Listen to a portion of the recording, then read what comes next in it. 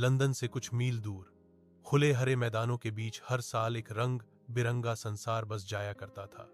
दूर से ही दिखाई देने वाला विशाल लाल सफेद टेंट, हवा में लहराते झंडे, ढोल और बैंड की मधुर धुनें, यह सब मिलकर बताते थे कि रॉयल स्टार सर्कस शहर में आ चुका है। यह सर्कस सिर्फ करतबों के लिए नहीं, बल्कि मुस्कानों, उम्मीदों और एक साथ खुशियां बांटने के लिए जाना जाता था। रॉयल स्टार सर्कस की स्थापना लगभग 50 साल पहले एडवर्ड विल्सन ने की थी। एडवर्ड एक अनुशासित लेकिन बेहद संवेदनशील व्यक्ति थे। उनका मानना था कि सर्कस लोगों को सिर्फ कुछ घंटों का मनोरंजन नहीं, बल्कि जीवन भर की यादें देता है। उनकी पत्नी मैरी विल्सन सर्कस की असली ताकत थीं। वे हर कलाकार, हर कर्मचारी और हर जानवर को परिवार का हिस्सा मानती थीं। समय के साथ यह सर्कस एक चलता फिरता परिवार बन गया। इसमें ट्रैपेज कलाकार, जादूगर, क्लाउन, संगीतकार और जानवरों के प्रशिक्षक थे। सभी अलग अलग देशों से आए थे, लेकिन एक ही छत के नीचे एक ही सपने के साथ रहते थे। इस सर्कस की सबसे चमकती कलाकार थी एलिजाबेथ ग्रेस, जिसे सब लिज़ी कहते थे। वह हवा में उड़ते हुए ट्रैपेज पर ऐसे झूलती थी जैसे गुरुत्वाकर्षण उसके लिए बना ही न हो। लिज़ी का बचपन सर्कस में ही बीता था। उसके माता पिता भी कलाकार थे, लेकिन एक पुराने हादसे में उन्हें खो देने के बाद सर्कस ही उसकी पूरी दुनिया बन गया। सर्कस का सबसे हंसमुख चेहरा था चार्ली ब्राउन, लाल नाक वाला क्लाउन। बच्चों को हंसाना उसका काम था, लेकिन असल में वह सबके दिलों को जोड़ने वाला इंसान था। शो से पहले वह बच्चों से बातें करता, उन्हें छोटे छोटे मजाक सुनाता और डरने वाले बच्चों का डर दूर करता। जानवरों की देखभाल की जिम्मेदारी जॉर्ज मिलर के पास थी। वह जानवरों से बात करता, उन्हें समझता और कभी उन्हें जबरदस्ती करतब नहीं करवाता। उसका कहना था कि सर्कस की असली खूबसूरती तभी दिखती है जब हर कलाकार, चाहे वह इंसान हो या जानवर, खुशी से मंच पर आए। एक दिन एडवर्ड विल्सन ने सभी को इकट्ठा किया। उनकी आवाज में गर्व और भावुकता दोनों थे। उन्होंने बताया कि इस साल रॉयल स्टार सर्कस की स्थापना को पूरे 50 वर्ष पूरे हो रहे हैं और इस मौके पर एक भव्य उत्सव आयोजित किया जाएगा।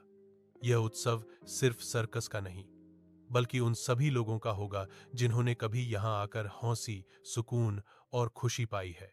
यह सुनते ही पूरे सर्कस में उत्साह की लहर दौड़ गई। तय हुआ कि यह अब तक का सबसे बड़ा और यादगार आयोजन होगा। बच्चों के लिए विशेष शो, गरीब परिवारों के लिए मुफ्त प्रवेश और अंत में एक रंगीन परेड, सब कुछ योजना में शामिल था। तैयारियां शुरू हो गईं। दिन और रात का फर्क मिट गया। लिज़ी एक नए, ज्यादा जोखिम भरे ट्रैपेज एक्ट की तैयारी करने लगी।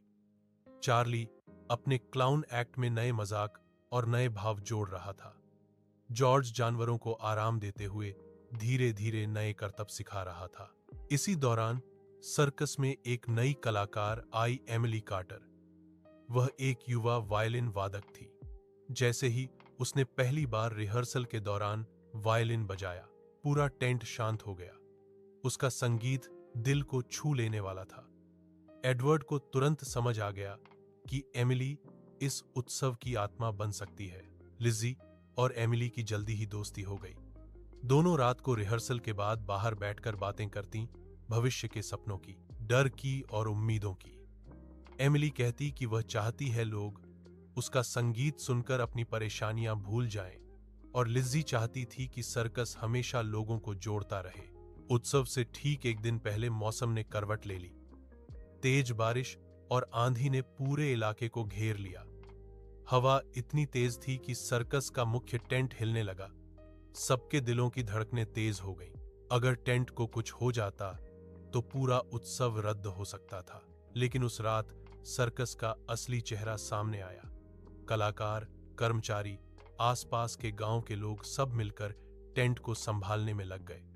कोई रस्सियां कस रहा था, कोई खंभों को पकड़ रहा था।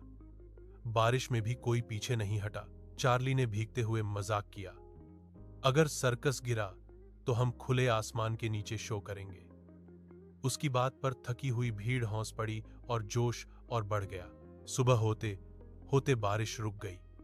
सूरज की हल्की किरणें टेंट पर पड़ी, जैसे प्रकृति खुद इस उत्सव को आशीर्वाद दे रही हो। टेंट सुरक्षित था और सभी की आंखों में राहत और गर्व था। आखिरकार उत्सव का दिन आ गया। दूर दूर से लोग आए। बच्चों के हाथों में गुब्बारे थे, आंखों में चमक थी, बैंड की धुनें गूंज रही थीं। पूरा माहौल किसी सपने जैसा लग रहा था। शो की शुरुआत चार्ली के क्लाउन एक्ट से हुई। बच्चों की हंसी से टेंट गूंज उठा। फिर घोड़ों और कुत्तों के करतब आए। हर प्रदर्शन पर तालियां बढ़ती गईं। इसके बाद मंच पर एमिली आई। जैसे ही उसने वायलिन छेड़ा, पूरा माहौल भावनाओं से भर गया। कुछ लोग मुस्कुरा रहे थे, कुछ की आंखों में आंसू थे, खुशी के आंसू। फिर बारी आई लिज्जी की। जैसे ही वह ट्रेपेज पर चढ़ी, पूरा टेंट शांत हो गया। वह हवा में झूलती, उड़ती और मुस्कुराती रही। उसकी हर छलांग आजादी और भरोसे का प्रतीक थी। आखिरी छलांग के बाद पूरा सर्कस खड़ा होकर तालियां बजाने लगा। शो के अंत में सभी कलाकार एक साथ मंच पर आए। एडवर्ड विल्सन की आंखें भर आईं। उन्होंने कहा कि यह उत्सव सिर्फ सर्कस का नहीं, बल्कि इंसानियत, साथ और विश्वास का उत्सव है। इसके बाद एक भव्य परेड निकली। रोशनियां, संगीत, नाचते कलाकार और हौंसते लोग, पूरा इलाका आनंद से भर गया। अजनबी लोग भी एक दूसरे को गले लगाने लगे। रात को सर्कस के मैदान में सभी के लिए दावत रखी गई। हंसी, कहानियां और संगीत देर रात तक चलता रहा। एमिली ने फिर वायलिन बजाया और चार्ली ने बच्चों को जादू दिखाया। लिजी ने आसमान की ओर देखा और महसूस किया कि उसका परिवार, उसके माता पिता कहीं न कहीं इस उत्सव को देख रहे होंगे। सर्कस ने उसे सिर्फ घर नहीं, बल्कि पहचान और उद्देश्य दिया था। उस दिन के बाद रॉयल स्टार सर्कस और भी प्रसिद्ध हो गया।